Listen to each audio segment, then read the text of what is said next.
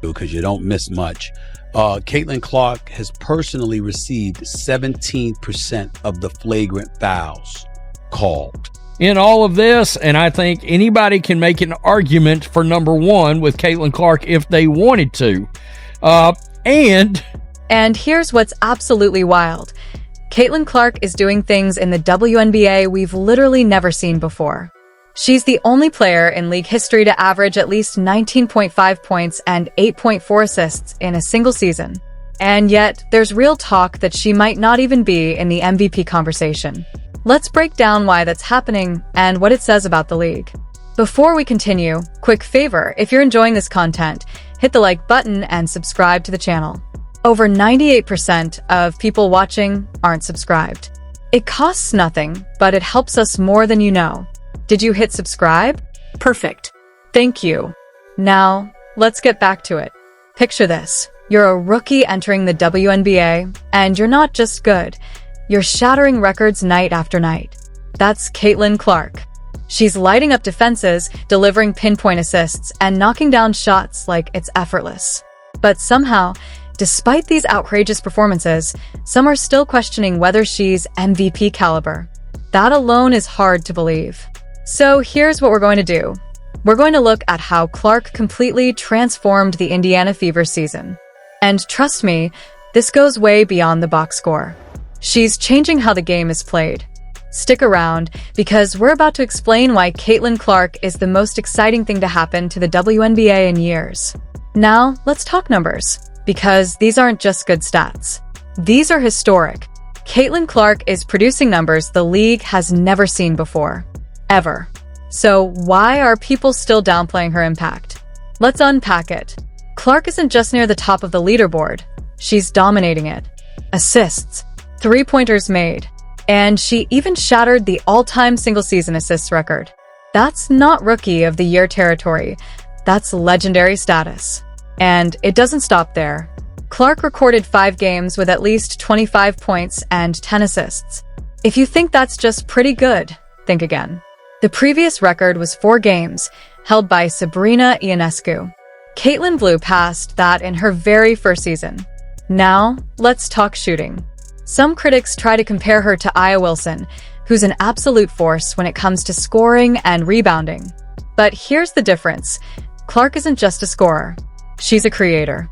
She shot 34% from 3 and an elite 90% from the free throw line. Compare that to Wilson's 31% from deep and 85% at the line. For a guard, those numbers are straight fire. Game, another rookie record for Caitlin Clark in a 110-109 victory over the Dallas Wings Sunday at... You know what's crazy? Caitlin Clark is the first player ever to knock down more than 103 three-pointers while also handing out over 200 assists in the same season. That's like being both the sniper and the commander at the same time, and it's completely reshaping the game. Historically, in the WNBA, players were usually one or the other, elite scorers or elite passers. Clark? She's both. She's redefining what we expect from a superstar. It's like she looked at the traditional mold and decided she wasn't going to fit into it. She was going to break it. And it doesn't stop there. Remember that assist record? Clark didn't just edge past it, she obliterated it, dropping 19 assists in a single game. That's not just great vision, that's next-level awareness, like she sees plays before they happen. Here's where it gets even more impressive. As a rookie, Clark is already top 5 all-time in WNBA triple-doubles.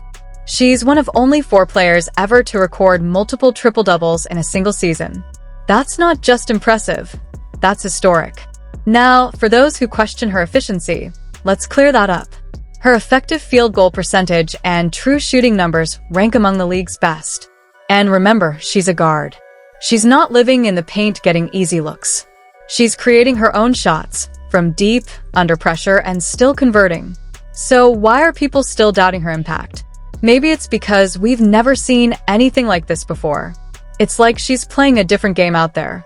She's not just piling up stats, she's changing how basketball is played at the highest level. And the impact goes beyond her own play. Caitlin Clark didn't just elevate herself, she transformed an entire franchise. The Indiana Fever went from being the league's punching bag to a playoff team, and now viewership is exploding. Surrounding the foul heard around the world, the latest foul heard around the world, from a WNBA player on to Caitlin Clark. But here's the twist. Success puts a target on your back. So how is Caitlin Clark handling the pressure? Here's what's wild. The Indiana Fever went from being the team everyone circled as an easy win to the team nobody wants to see on the schedule. Last season, they won fewer than 1/3 of their games. This year, they're winning about half. That's not improvement. That's a full-scale turnaround. And we all know who's driving it. Caitlin Clark didn't just join the Fever. She became the Fever. We're talking about a rookie who's responsible for 44% of the team's total points. Nearly half of the offense is running through one player. She's not just leading the league in points scored, she's also leading in points created for others. It's like she's playing chess while the rest of the league is still stuck playing checkers. But here's where things get intense. With that level of dominance comes resistance. A lot of resistance. Clark is facing serious physicality on the court, multiple flagrant fouls, constant pressure, and defenders doing whatever it takes to slow her down. Because when you change the game this much, everyone's coming for you. Because you don't miss much. Caitlin Clark has personally received 17% of the flagrant fouls called. Literally, she's been fouled on flagrant fouls. 17% of them have been against her personally. Imagine this. During a single game, 5 of the league's 30 total flagrant fouls were committed against Caitlin Clark. That's like the entire league decided, yeah, let's welcome the rookie the hard way. But here's the thing. Clark isn't backing down.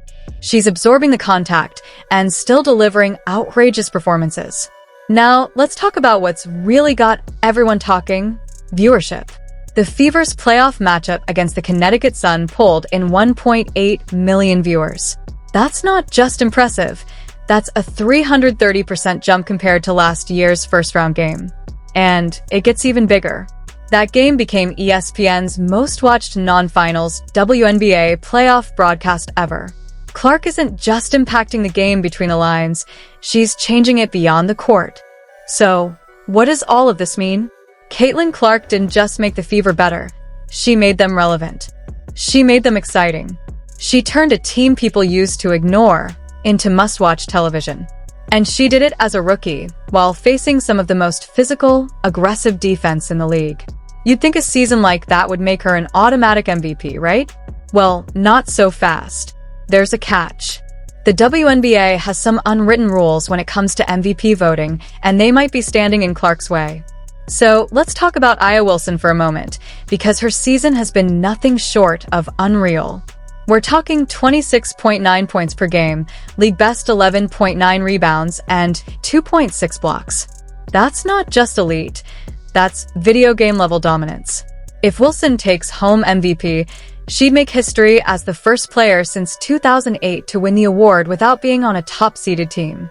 And that tells you a lot about how MVPs are usually chosen in this league. Now back to Clark. She leads the WNBA in assists per game, total assists, and three-pointers made. She also shattered the single-season assist record as a rookie. That's unheard of. So, why isn't she a lock for MVP? Because the award typically favors stars on the league's best teams. It's an unwritten rule, but one Clark is forcing people to reconsider.